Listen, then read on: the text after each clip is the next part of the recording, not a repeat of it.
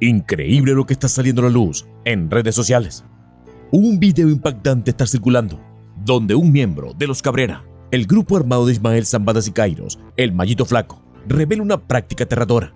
Su organización ha empezado a secuestrar mujeres inocentes para ejecutarlas y hacer que parezcan que eran halcones de la Chapiza en Culiacán, Sinaloa. Todo esto lo compartió el canal Narcoguerra MX. El protagonista del video es Hereder Martínez Rodríguez, un joven de Canelas, Durango. Él cuenta que llegó a Culiacán en autobús, enviado por el Becerro, hijo de José Luis Cabrera Sarabia, conocido como el 03, uno de los líderes de los Cabrera. Lo más escalofriante es que durante su interrogatorio aparece un video donde se ve a los hombres armados obligando a una mujer a afirmar que trabaja para los Chapitos. El desenlace es macabro. El cuerpo de esa mujer fue hallado en el fraccionamiento Montebello, en Culiacán, la noche del jueves. Los agresores dejaron una imagen perturbadora, un cuchillo clavado en su rostro, un pedazo de pizza y un radio de comunicación. Este caso refleja la violencia extrema que se vive en la región y deja a todos con el corazón en un puño, atentos a los detalles. Pero antes de empezar con el video, deja un like y activa la campanita de notificaciones. ¿Cuál es tu nombre? Hereder Martínez Rodríguez. ¿Qué edad tienes? 17. ¿De dónde eres originario? De Canelas, Durango. ¿A qué organización perteneces tú? Mallito Flaco. ¿Cómo llegaste aquí? Me aventaron un hijo de José Luis Cabrera, le dicen Becerro. ¿Y cómo llegaste para acá? Yo llegué en autobús. ¿Y quién te recibió? La plebada de la oficina. ¿Y quién fue el que te recibió? ¿Quién te dio la atención? El primo que me recibió fue Pelón. ¿Y después? Fue todos los plegados de la oficina. Éramos 8 o 9. ¿Y dónde te agarraron a ti? ¿Cómo estás aquí tú? A mí me agarraron en una persecución que hubo. Andando pescando un puntero. Y la plebada se dio cuenta y nos persiguieron y nos iban echando plomo. Y el que iba manejando tiró el carro y nos echamos a correr todos. Y nos encontraron con drones y nos andaban buscando la plebada. Y aquí estoy ahorita. ¿En qué parte fue donde querían levantar el puntero? El puntero fue por el foro. El foro. Sí, por ahí. ¿Y cómo se llaman los otros tripulantes que iban en la camioneta contigo? Teporrún. ¿Otra vez? El Teporrún. Ajá. Alexis. Yo y Edgar. 4. ¿Y se echaron a correr? Sí. ¿Nomás te detuvieron a ti? Sí, los otros llegaron a la oficina. Y yo fui el que me encontraron. La misma plebada, pues. ¿Y dónde está la oficina esa? Ya la reventaron. Muy bien. Sí. Era para el lado de las torres. ¿Y cómo está la situación esa con las mujeres que levantaron? Estas nos mandaron a recogerlas en los puntos. En los puntos donde venden droga. Porque el Pelón le gusta mucho andar haciendo eso, pues andar así degollando y haciendo cosas así. Cuando nosotros no podíamos, nos mataban a fuerza. Nos decían que a fuerza fuéramos, si no nos iban a matar a nosotros o a la familia. Y nosotros estábamos haciendo eso porque tengo que, pues. ¿Y quién era? El Mallito Flaco. ¿Y de las mujeres que levantaron, qué me puedes decir? A las mujeres que levantamos, que nos mandaban a levantarlas, esas las recogían en las jugadas, en los puntos. Y ya amarradas se las llevaban a la oficina. Y ahí las obligaban a decir qué gente era. La guerra por el control del cártel de Sinaloa ha alcanzado niveles alarmantes y las prácticas utilizadas por los Mallitos y los Chapitos son escalofriantes. Desde que estos dos grupos se lanzaron a la batalla por el poder, la violencia se ha vuelto parte del día a día en la región. Lo que antes eran rivalidades entre clanes ha evolucionado en un ciclo de terror que deja a la población en shock. Uno de los métodos más atroces que han implementado es el secuestro de personas inocentes. Ya no se trata solo de enfrentamientos directos. Ahora se llevan a cabo capturas estratégicas de cualquier persona que consideren una amenaza o que puedan ser útiles para sus planes. Estas víctimas, muchas veces ajenas a la vida delictiva, son usadas como herramientas de chantaje o, en el peor de los casos, para enviar un mensaje brutal a sus enemigos. La ejecución de estos inocentes no es solo un acto de violencia, sino una forma de demostrar poder y control. Los secuestradores a menudo utilizan torturas y amenazas para mantener el terror, asegurándose de que el mensaje llegue a todos los rincones de Sinaloa.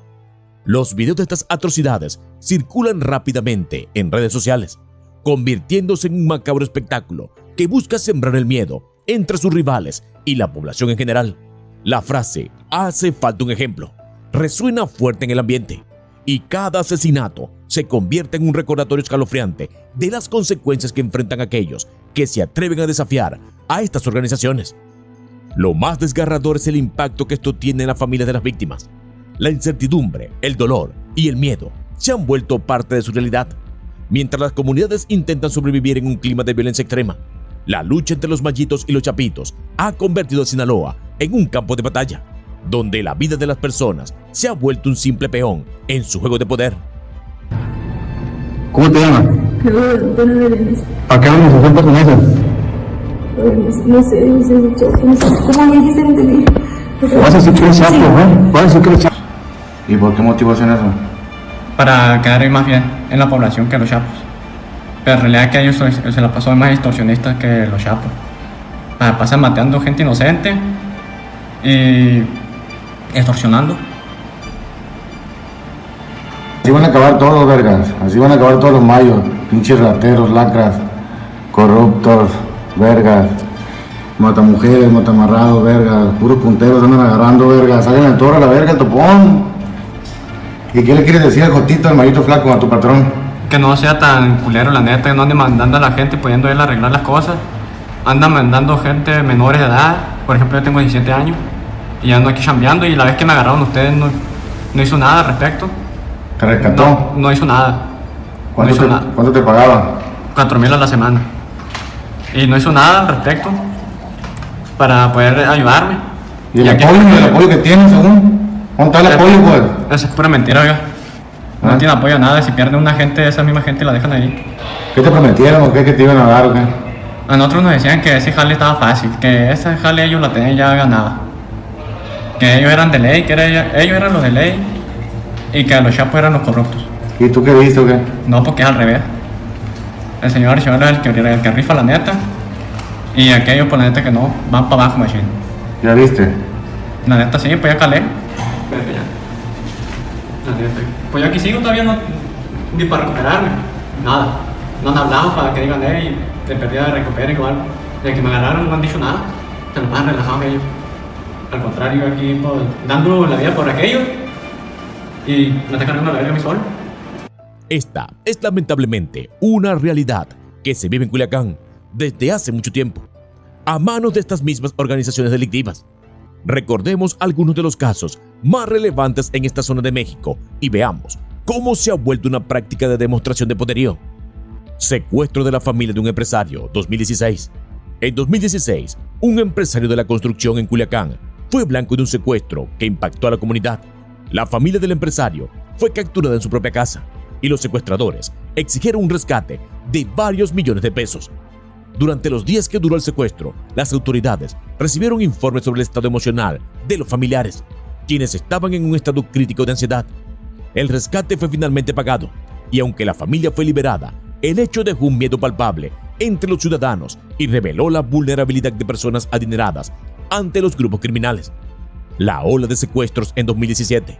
En 2017, Culiacán experimentó un aumento alarmante en los secuestros, donde se reportaron múltiples casos en un solo mes.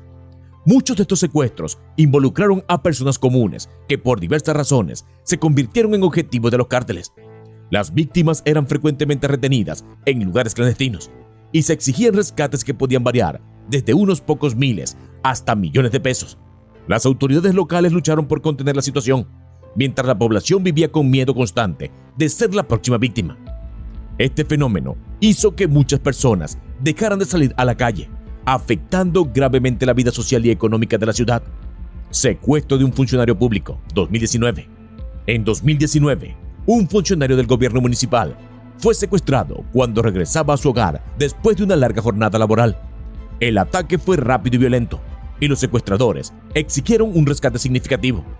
La intervención de las fuerzas de seguridad fue crucial, y tras varios días de negociaciones y seguimiento, el funcionario fue liberado en un operativo donde no se registraron disparos. Sin embargo, este caso reveló los riesgos que enfrentan aquellos que trabajan en el gobierno, especialmente en áreas donde el narcotráfico tiene un fuerte control. La situación generó un debate sobre la seguridad de los funcionarios públicos y la corrupción en las fuerzas del orden. Los halcones. La práctica de convertir a las víctimas en halcones ha sido un método común en Culiacán. Muchas veces los cárteles secuestran a personas y las amenazan con violencia para que actúen como informantes. Estos halcones son obligados a reportar movimientos de otros grupos criminales o actividades policiales. Las víctimas a menudo sufren torturas psicológicas y físicas, lo que muestra la brutalidad de estos métodos. Esta estrategia no solo sirve para obtener información, sino que también envía un mensaje de terror a la comunidad sobre las consecuencias de desafiar al cártel. Casos de los jóvenes desaparecidos, 2020. En 2020, un grupo de jóvenes que asistía a una fiesta en Culiacán fue secuestrado. Este caso fue particularmente perturbador, ya que muchos de ellos eran estudiantes que no tenían ninguna relación con el crimen. Algunos lograron escapar o fueron liberados, pero otros permanecieron desaparecidos durante meses. La angustia de las familias creció cada día que pasaba sin noticias. La policía local inició una investigación, pero las respuestas eran escasas, lo que intensificó el sentimiento de impotencia entre la comunidad. Este caso resaltó cómo incluso las personas jóvenes y ajenas a la vida criminal pueden convertirse en víctimas de la violencia desmedida. La situación en Culiacán no es un fenómeno aislado, es parte de un rompecabezas más grande que involucra a varios países que han lidiado con el narcotráfico y la violencia que este genera. Al observar el caso de México, con sus secuestros y la guerra interna entre los Mayitos y los Chapitos, es inevitable hacer una comparación con otras naciones que han enfrentado retos similares. Tenemos por ejemplo a Colombia. Durante las décadas de los 80 y 90, el país sudamericano vivió una época de terror debido a los cárteles de Medellín y Cali, liderados por figuras infames como Pablo Escobar. Al igual que en Culiacán, la violencia en Colombia no solo se centraba en el enfrentamiento entre bandas, sino que también afectaba a la población civil. Los secuestros eran moneda corriente, utilizados como tácticas para generar miedo y manipular a las autoridades. La diferencia aquí es que a pesar del caos, Colombia ha logrado establecer un camino hacia la paz en las últimas 2 décadas, aunque los fantasmas del pasado todavía acechan. Ahora pensemos en El Salvador, donde las pandillas como el MS-13 y el Barrio 18 han impuesto su dominio a través de la violencia y el secuestro. Al igual que en Culiacán, el narcotráfico es un factor clave que alimenta estas dinámicas. En este caso, las pandillas han utilizado el secuestro no solo como una forma de obtener rescates, sino también como un método para enviar mensajes a sus rivales y a la población, perpetuando así un ciclo de miedo. Lo preocupante es que a pesar de los esfuerzos del gobierno para controlar la violencia, el resultado ha sido un aumento en las medidas drásticas, como el estado de emergencia, que a menudo pasa factura a los derechos humanos de los ciudadanos. Y no podemos olvidarnos de Brasil, donde el narcotráfico también ha dejado su huella. Las favelas de Río de Janeiro son un claro ejemplo de cómo el crimen organizado puede infiltrarse en la vida cotidiana de las personas. Allí, los grupos criminales luchan por el control territorial, llevando a cabo secuestros y ejecuciones que, al igual que en Culiacán, buscan demostrar poder y dominancia.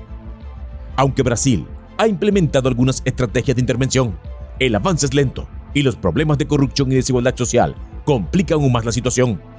Lo que todos estos casos tienen en común, incluyendo el de México, es el uso del secuestro y la violencia como herramientas de control y poder. La desesperación de las autoridades por erradicar estos problemas se siente en cada rincón, y mientras unos países logran establecer procesos de paz, otros parecen atrapados en un ciclo interminable de violencia. Al final del día, el narcotráfico es una serpiente de 2 cabezas. Alimenta la criminalidad y al mismo tiempo transforma vidas, dejando cicatrices que pueden tardar generaciones en sanar. Así que al mirar hacia afuera, es claro que el problema no es exclusivo de Culiacán, sino que es parte de un fenómeno global. Sin embargo, lo que ocurre en México sigue siendo alarmante. La lucha entre los carteles, el sufrimiento de las familias y el impacto de la sociedad son recordatorios de que la guerra contra el narcotráfico es una batalla que aún no ha terminado y que el futuro de muchas comunidades depende de encontrar soluciones efectivas y justas. En el contexto actual de Culiacán, donde el secuestro de personas inocentes se ha convertido en una herramienta de terror y control entre los cárteles, la comparación entre la gestión de Andrés Manuel López Obrador, AMLO, en México y Nayib Bukele en El Salvador se vuelve crucial. Mientras en Culiacán, las víctimas de secuestros son cada vez más comunes. La respuesta del gobierno mexicano ha sido criticada por su falta de efectividad frente a la creciente violencia. La estrategia de AMLO, un abrazo sin resultados.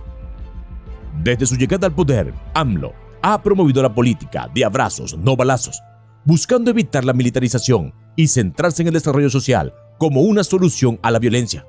Sin embargo, la realidad en Culiacán es otra. Los secuestros perpetrados por grupos como los Chapitos y los Mayitos continúan al alza, y el gobierno parece no tener una estrategia clara para contrarrestar este fenómeno. Los críticos señalan que a pesar de las buenas intenciones de AMLO, la falta de acciones contundentes ha dejado a los ciudadanos vulnerables ante un panorama de inseguridad constante. Las cifras son alarmantes.